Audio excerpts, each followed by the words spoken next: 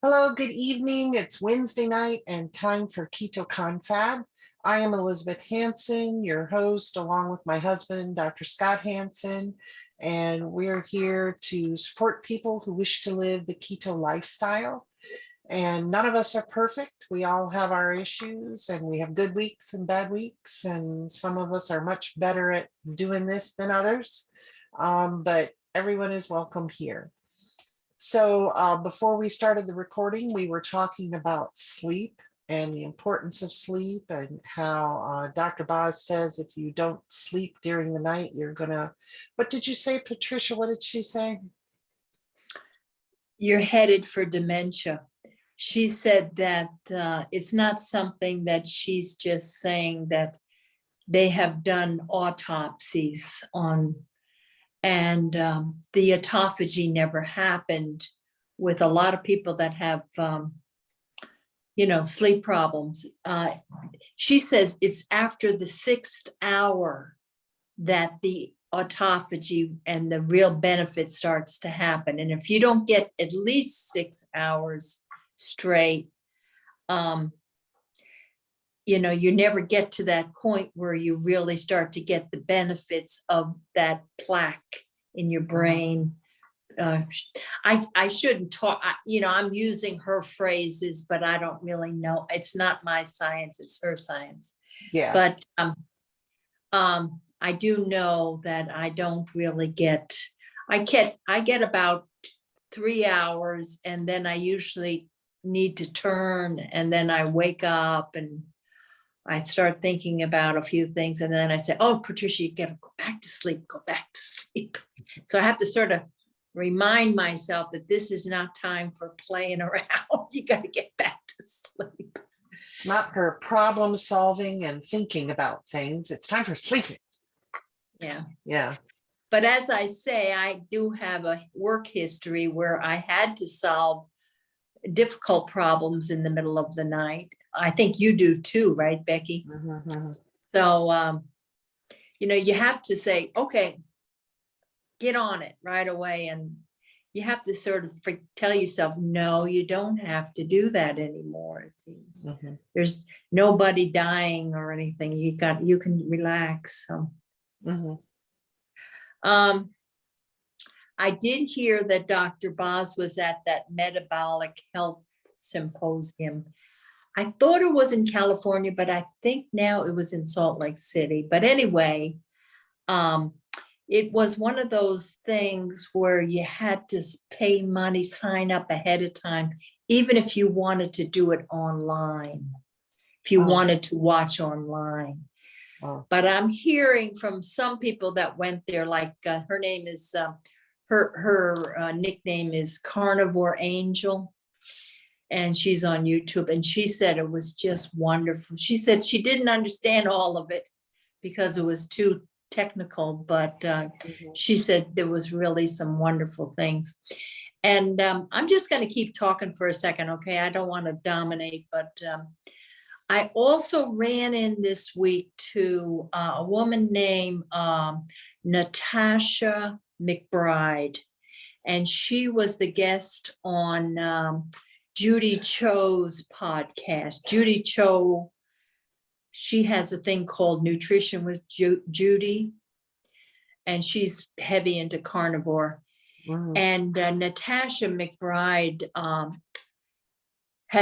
she was the one that created the GAPS diet, the GAPS. Oh, yeah, I've heard of that. It's gut and psychology, something like that. But she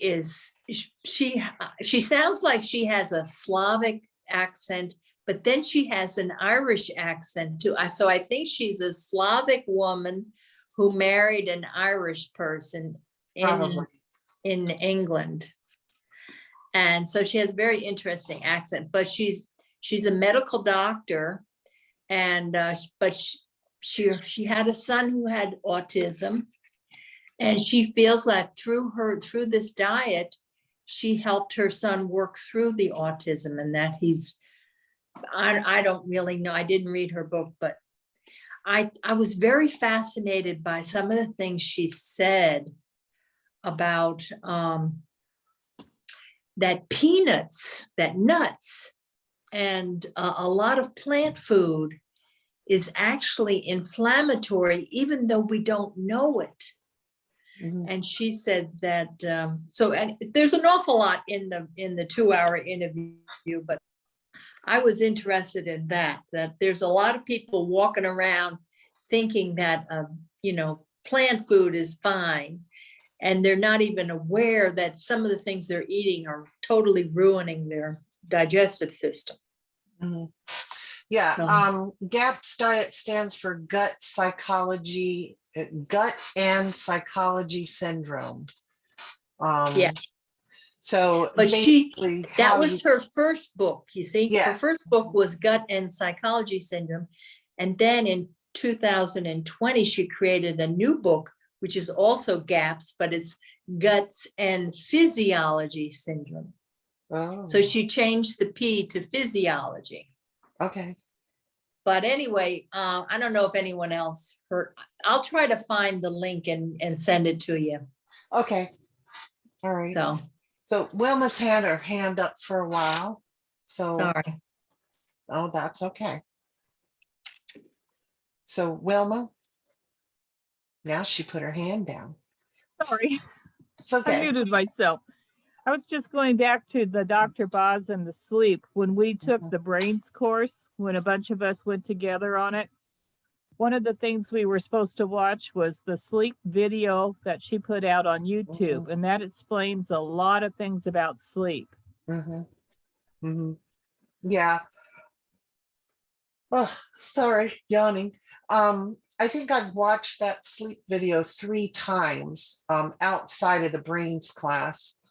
And I do give it to my clients when they first come to me and I find out that they're going to bed at 1 o'clock in the morning and sleeping 5 hours and no more, or that they have sleep problems. And because many times people, when I'm interviewing them the first time, they'll tell me, yeah, I wake up at 3, I'm up for 2 or 3 hours, but that's not my main problem. I want to lose weight, or I want to get rid of my wheat allergy or something. So I usually have them watch Dr. Boz's video because a lot of people don't realize how important sleep is, not just for the brain and not just so that you don't feel tired the next day, but it affects so much. And I'm very guilty of staying up very late. I'm still working on that habit. And not well, I'm doing better than I used to, but still not great. But yeah, it's very important. So When you guys talk about the sleep video, is that the one where she she had a woman's husband who was a policeman who she went through the protocol with him?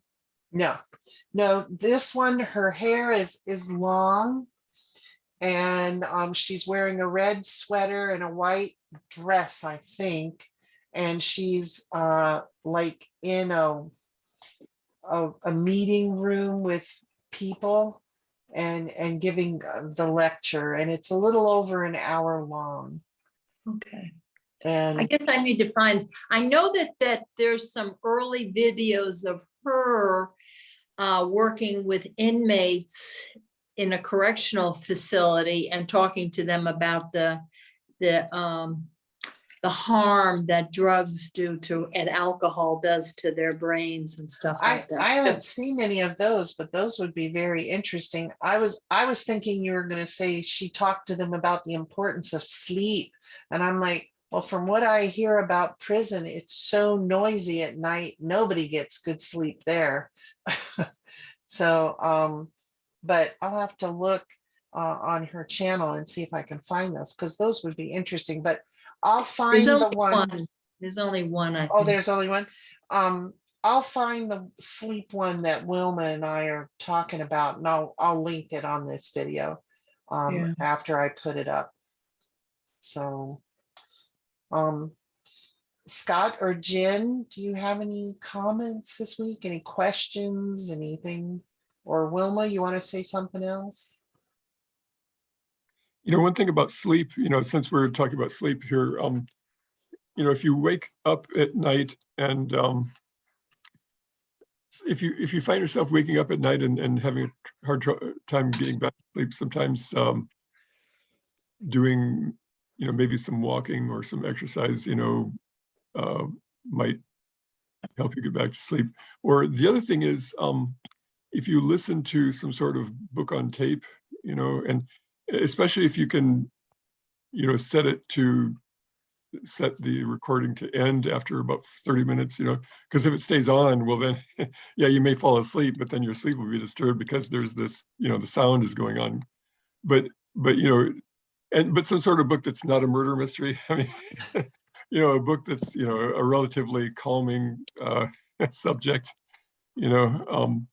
so, but yeah, I mean, waking up in the middle of the night is, the other thing is, I've heard before that people, 150 or 200 years ago actually regularly slept for, maybe 4 or 5 hours and then woke up and did some work or whatever for an hour or so and then went back to sleep for, 2 or 3 more hours.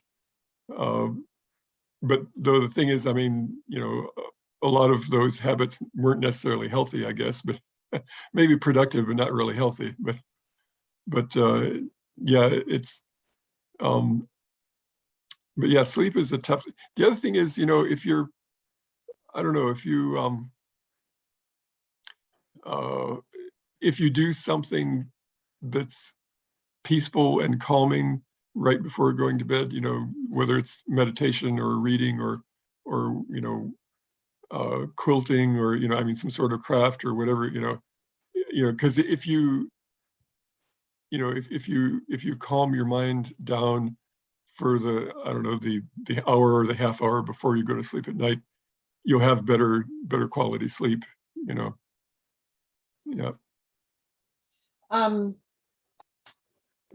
There once was someone, I can't remember if it was a video or it was a class or something, that talked about before you get into bed, take out a piece of paper and a pen and write down all the things you're worrying about or the stuff you have to do tomorrow, and then just put your hand over the paper and say, okay, I can pick this up tomorrow. I don't have to worry about it tonight. I can't solve any of these problems or do any of this stuff tonight.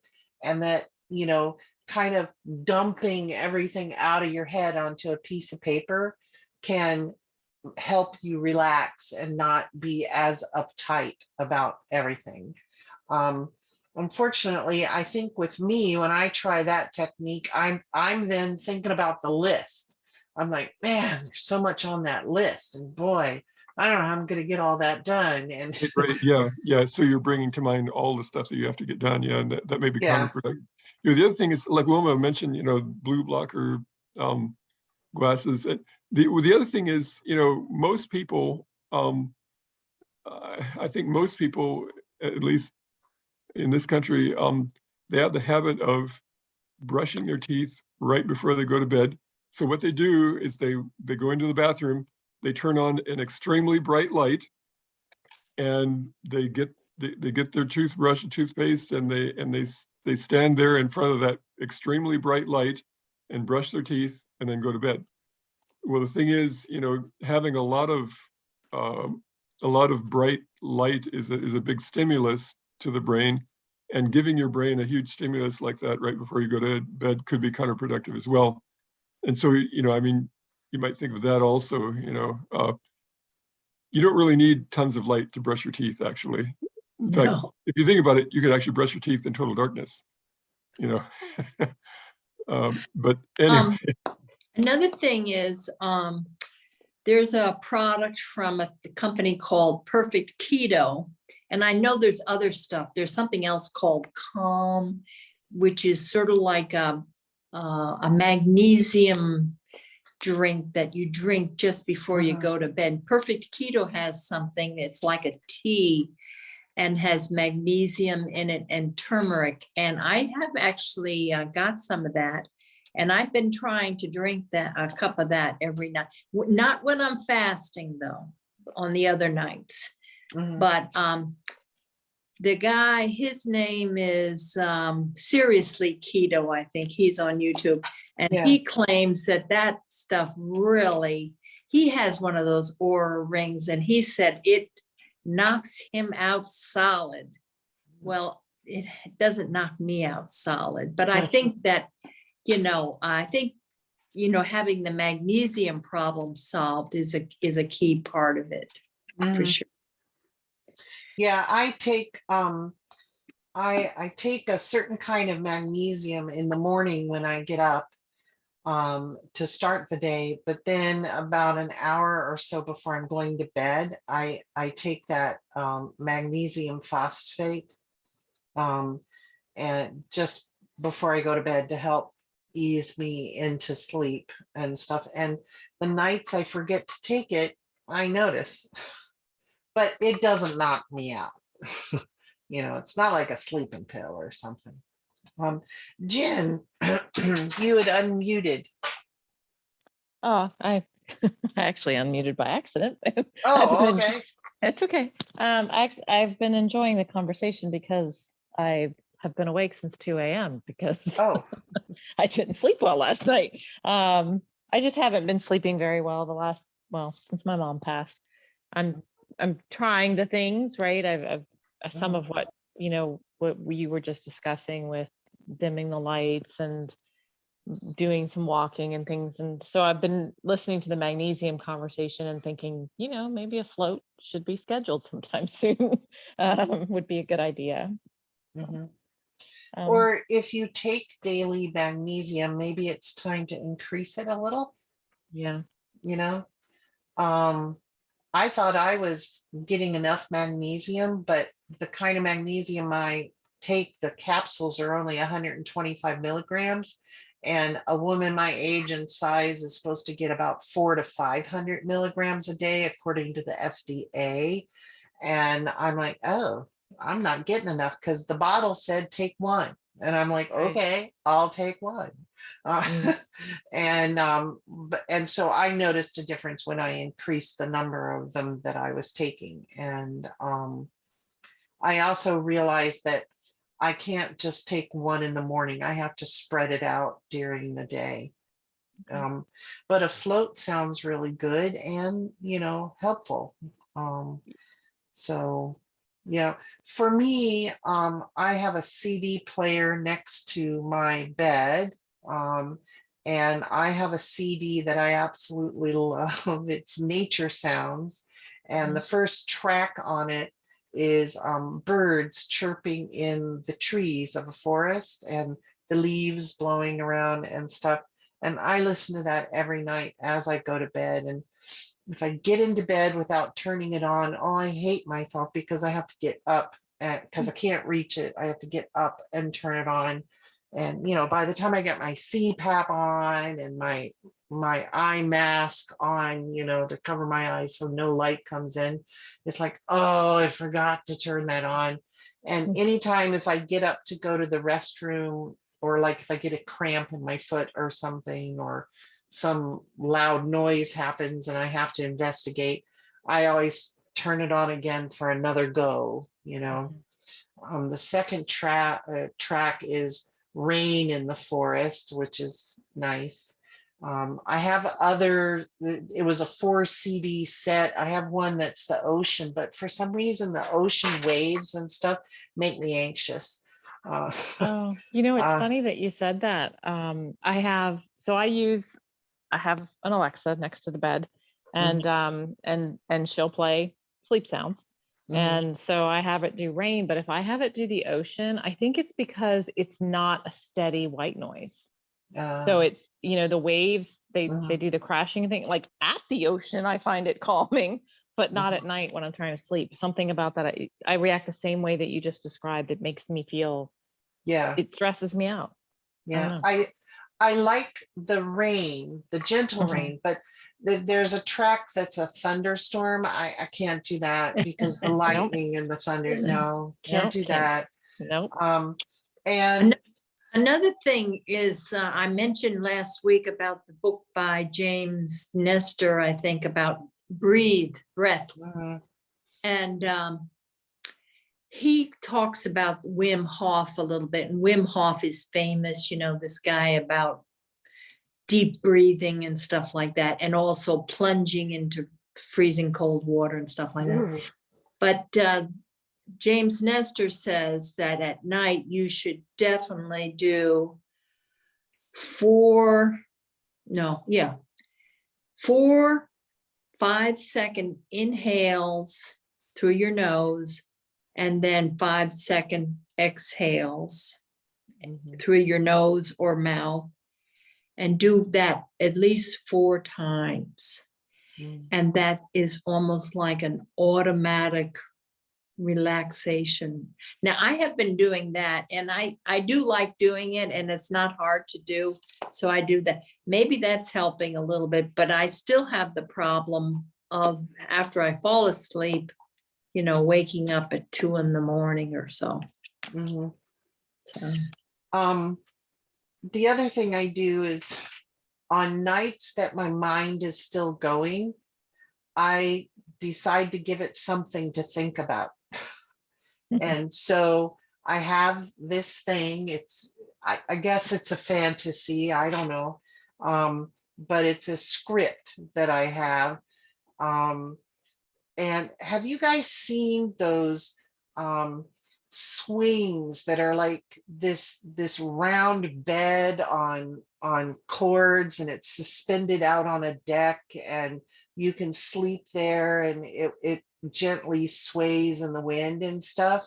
Well, that's what my little fantasy is. I'm listening to the birds and the crickets chirping and the leaves and stuff, and I visualize myself on this bed that's just slowly rocking.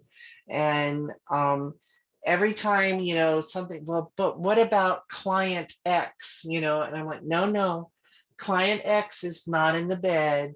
It's just me rocking there on the porch outside. It's all warm. There's no insects. And everything. So, you know, some sort of visualization may help. Scott used to wake up in the middle of the night, like 2 or 3 in the morning consistently. And he would get up and walk, or he would do some push-ups. We listened to some other people about sleep, and they said you need to drink water. If you're up during the night, you need to drink water.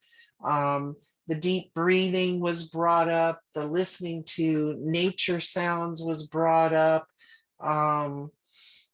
And can you remember any of the other things that they suggested, Scott? Well, you know, one thing is, you know, something that works in person may not necessarily work for another person. You know, I mean, so, you know, your issues may be, you know, different than someone else. So, you know, I mean, if someone says, oh, this or that worked for me, if you try that and it doesn't work for you, don't be discouraged, because every person is different, and you may have slightly different issues with sleep than someone else. Another thing I think I'll mention is something I heard somewhere, is that a lot of people will have maybe a computer in their bedroom, or a television or something, and so they spend a lot of time, you know, either working on a computer in their bedroom, or maybe, I don't know, they're you know, doing needlepoint or whatever, you know, or some.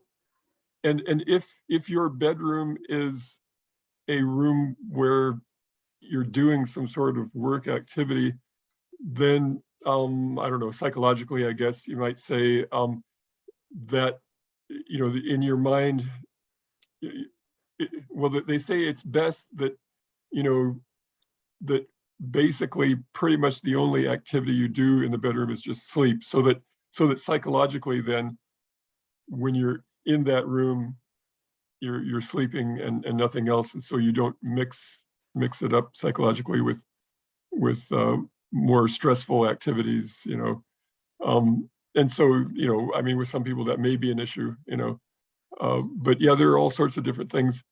If you're, I don't know, I suppose, I mean, if you are into hypnosis or not opposed to hypnosis, possibly hypnosis would help you, you know.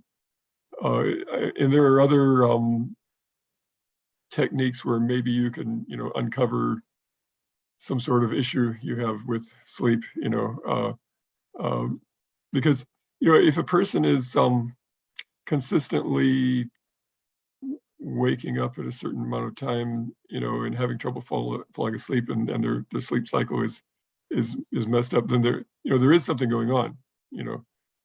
Could be physical, could be emotional, could be mental, could be a combination, you know. And the other thing I'll say is that it's okay. We see, you know, in this group and along keto and stuff that, you know, different people have different nutritional needs. Well, you know, also other people have different needs in terms of sleep.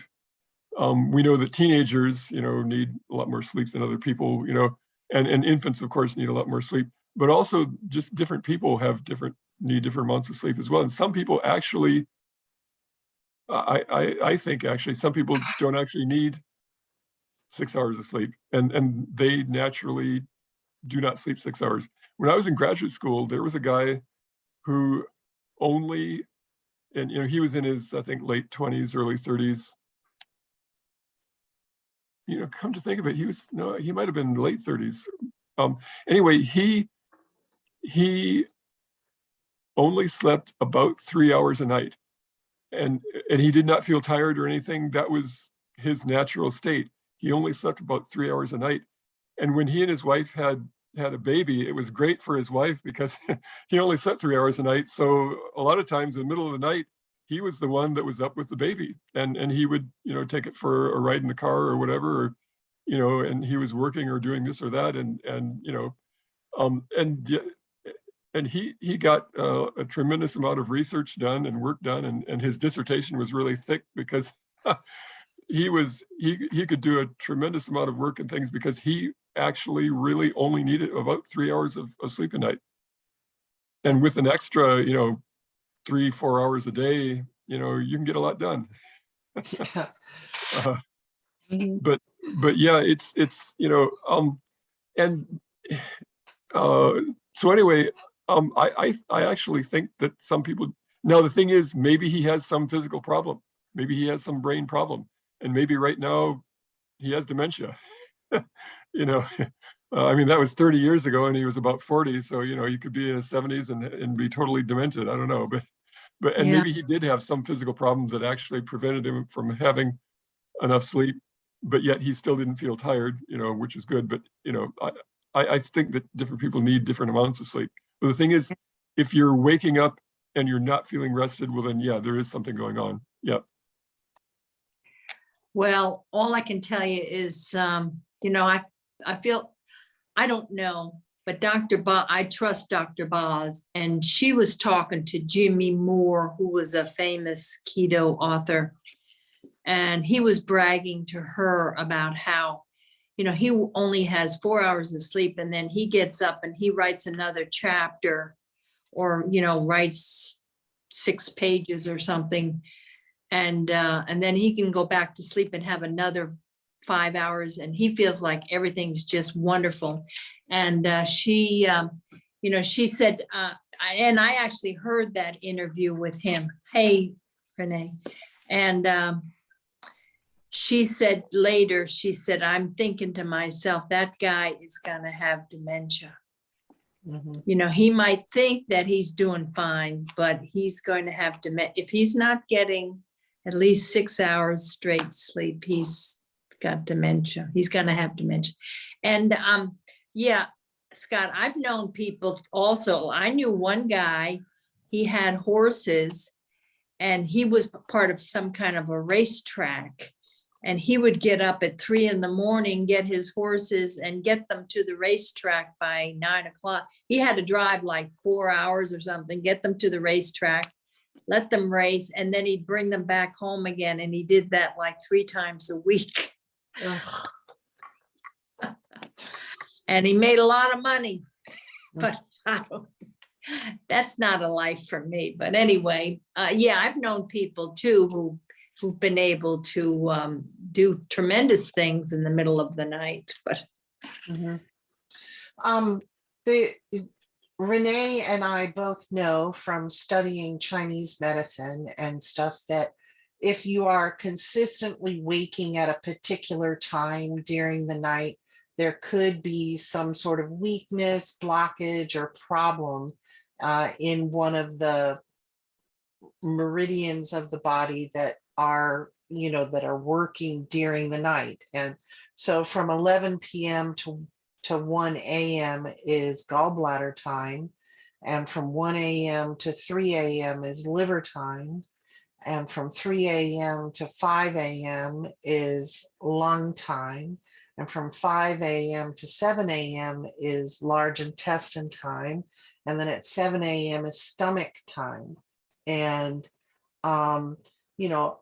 typically liver and gallbladder time issues have to do with emotions that haven't been fully processed, or things haven't been fully adapted or organized, or are not flowing well in your life.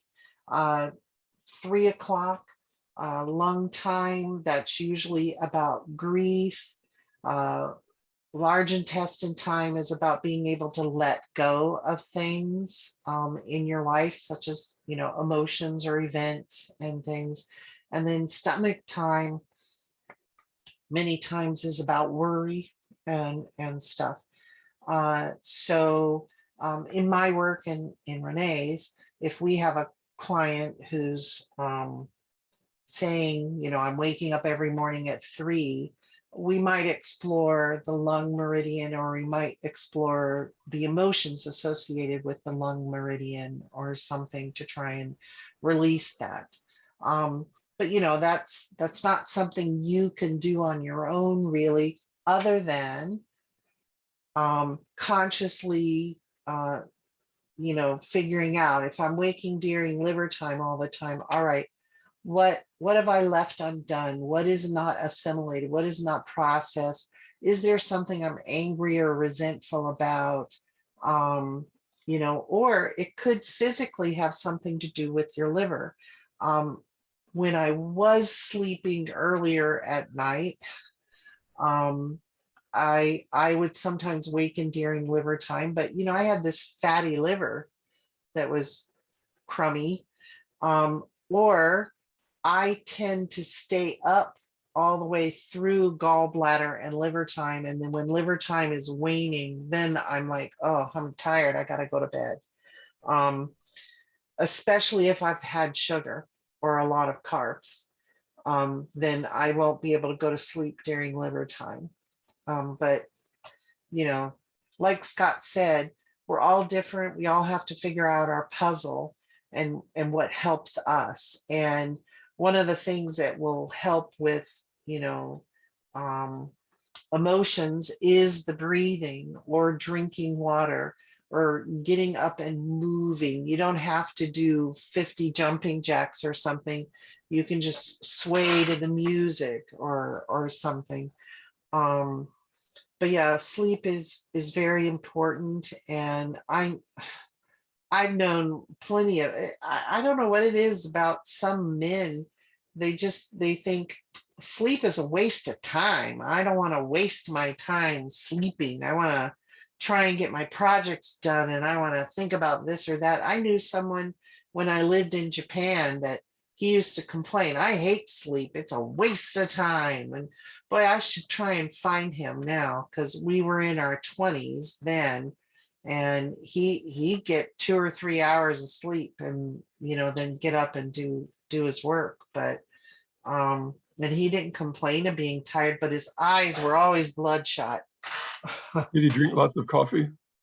He was a coffee and a pop drinker. Yeah. You know. Of course, the other thing is, I mean, most Americans drink either lots of coffee or caffeinated Sodas. caffeinated soda or pop or tea or the energy drinks. I mean, a lot of people are into those energy drinks now. And so they could actually shortchange themselves on sleep and drink a lot of caffeine in the morning and say, hey, I'm doing fine, with 4 hours of sleep a night or whatever. But the reason they're not feeling sleepy is that they're they're hyped up on caffeine. Right. Yeah, they're full of caffeine or some other stimulant, not just caffeine, Yeah. Yeah, or sugar.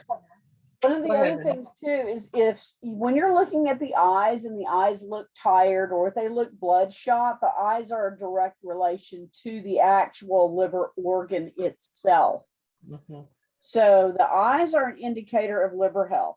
One of the things we notice with people who have livers that are struggling is they are the ones that have the black circles under their eyes because the liver can't contain the blood, so to speak. Mm-hmm. Allowing the blood to come up and present itself in the eye.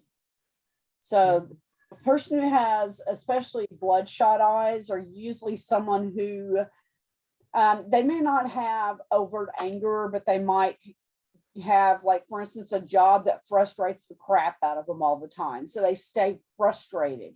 And there's a little bit of a difference between anger, overt anger and frustration. But over the years, you get enough of constant frustration. It's the same as screwing up a record. After a while, that little tiny scratch becomes such a deep embedded groove, you can't get back out of it. And so to actually affect the organ itself. So anytime that you're, when you wake up in the morning and look at your eyes, they're kind of bloodshot, you might consider, what were my frustrations from the day before? Or what items did I eat that might have irritated my liver itself? Yeah, and there are foods called liver strengthening foods, which can irritate the liver more than other foods. And that's part of traditional Korean medicine, where I learned that.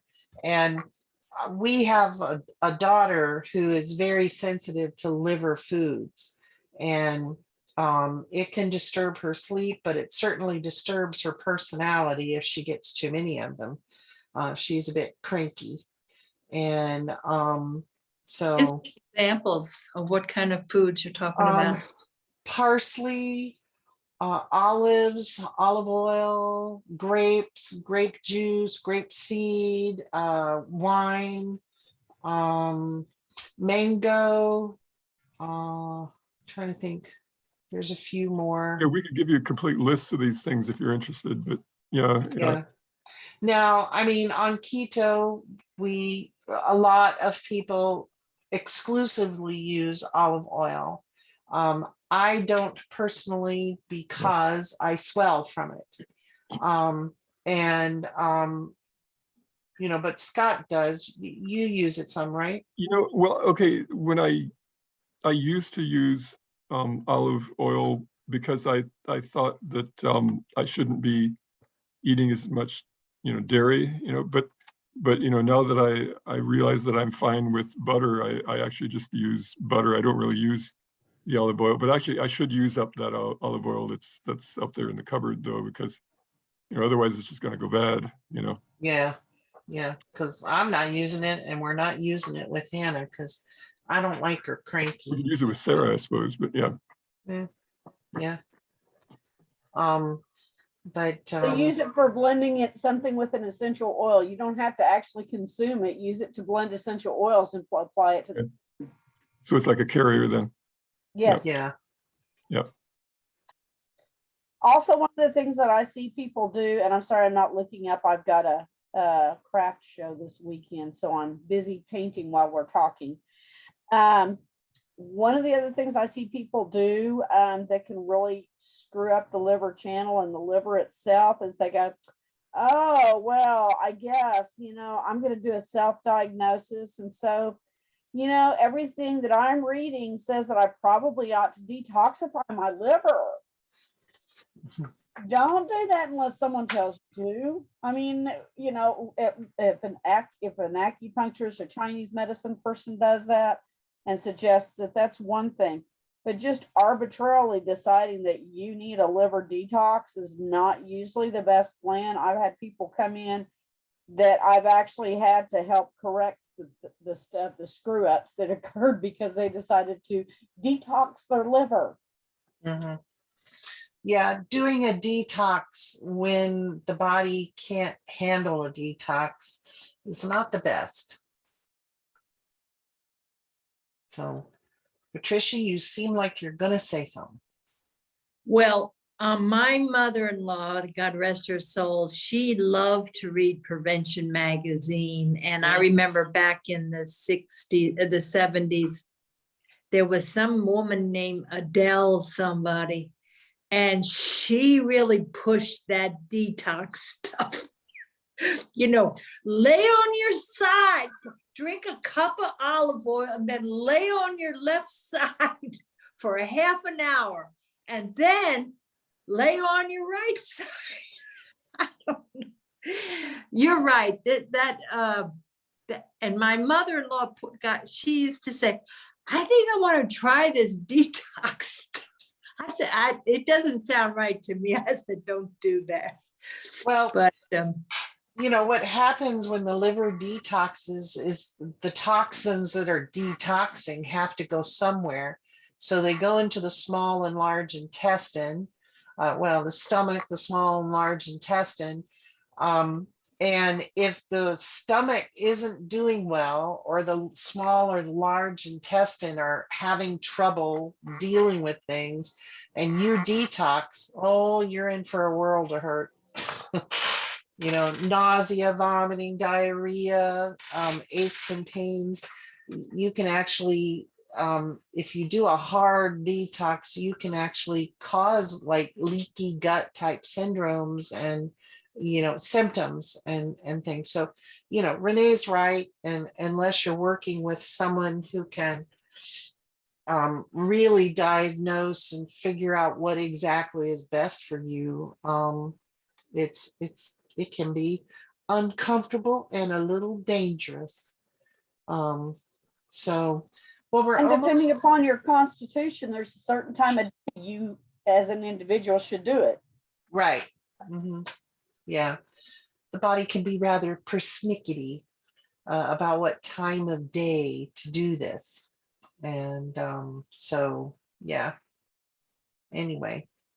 So anybody else have any other comments from this week? Any questions they have, or it doesn't have to be about sleep. I actually did have a question for the more experienced people, if I could. Mm-hmm. So this week I'm trying to do the 23 hours and all of my food in 1 hour. Okay. This is the first week, and I'm doing okay with the timeline, but I'm not sure how to eat. Like, I get full and I haven't consumed I'm worried that I'm not eating enough calories. I know I'm not really supposed to be paying attention to calories that much, but I do look in Chronometer and I'm not meeting the fat macro or whatever. And sometimes I'm a little hungry later, but most of the time I've been fine so far. But I'm curious what advice the group would give me.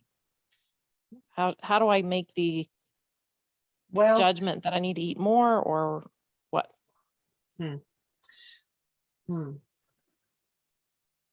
Well, I think Dr. Boz says eat to satiety.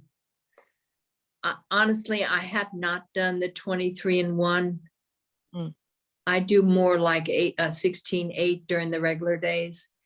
But I know what she says is, don't cut down on your fat intake.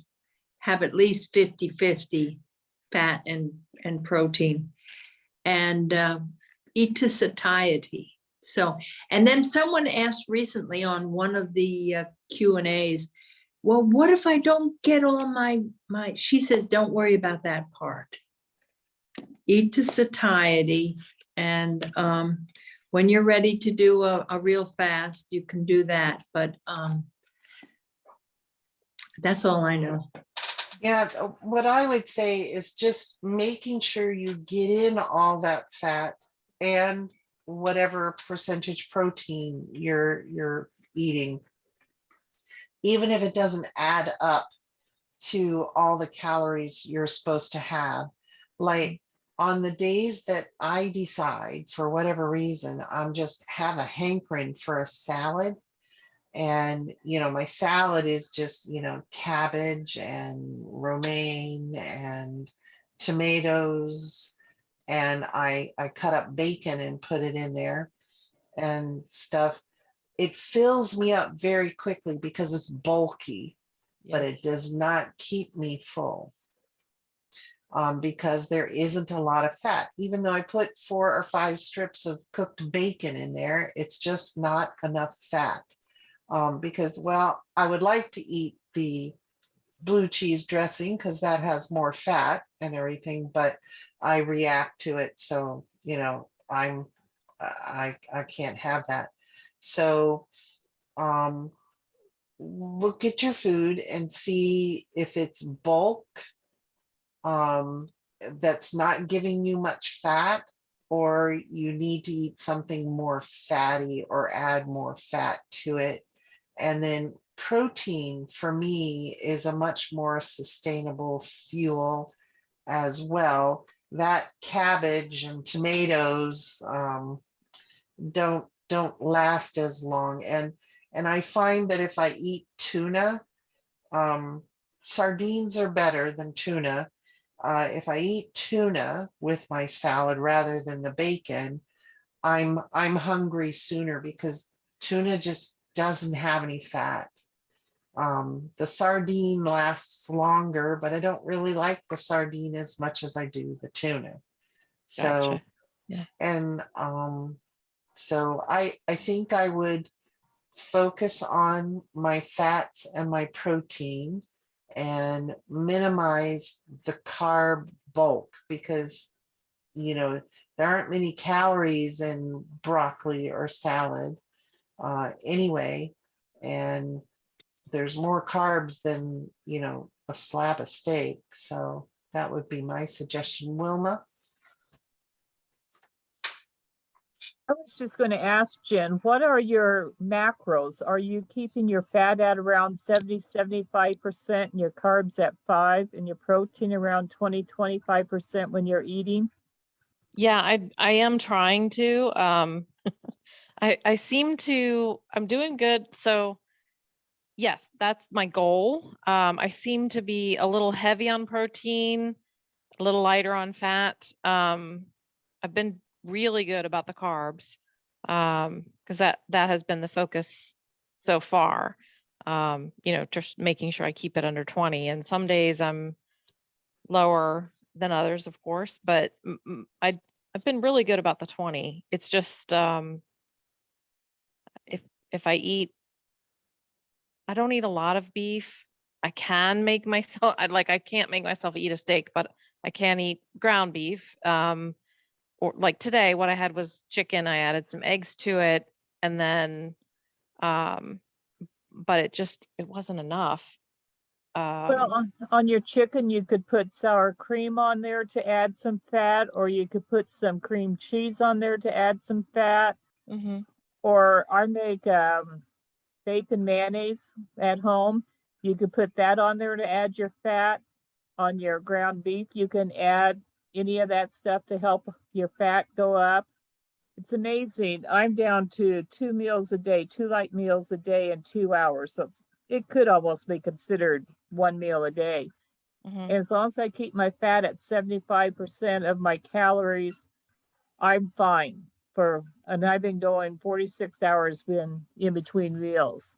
Right. So if you keep your fat up, my calories are around 800 to 900, sometimes 1200 during my 2 meals, and I'm fine. Okay. As long as I keep that fat up. Yeah, that's super helpful. Thank you. Okay, any other questions from anybody? Otherwise, it's 5 minutes after 8, and I'm going to go ahead and end the meeting. And I just want to remind everyone that we will not have a meeting next Wednesday because Scott and I will be out of town and Julie is unavailable to take over. So everybody have a good 2 weeks, and we'll see you when we come back and tell you all about our trip and everything. Hope you have a Everyone good had a trip. happy Mother's Day. Oh yeah, a happy late Mother's Day to everybody. Yeah. All right. Have a safe trip and a fun trip. Yes, hope it Yep, is. All hopefully. right. Okay. Forward to it. I'll stop the recording now.